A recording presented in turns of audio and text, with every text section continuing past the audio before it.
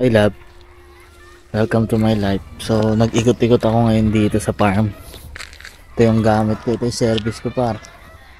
Quality. So may nakita ako ditong mga ano par. Ito. Angas par. Ngayon ko lang nakita yan. Pero sabi nila meron nga daw dito. Tara, pakita ko sa inyo ng malapitan. So ayan sila par. Ngayon lang ako makakakita nito ng malapitan par. Angas oh. Tapos ayun yung mga tropa niya.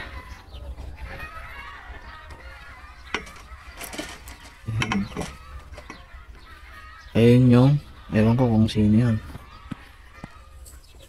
Ayan. Hey. Hi. How are you? Pawak ako ng ano. Tangina talagang ano par, parang kahoy yung sungay niya. Pawak ako. Mamaya pag dusot ko ng kamay ko, biglang ano yun eh. Pero parang manghina na siya, no?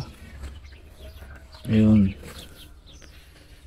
Ito lang talaga yung hindi siya maano, mailap.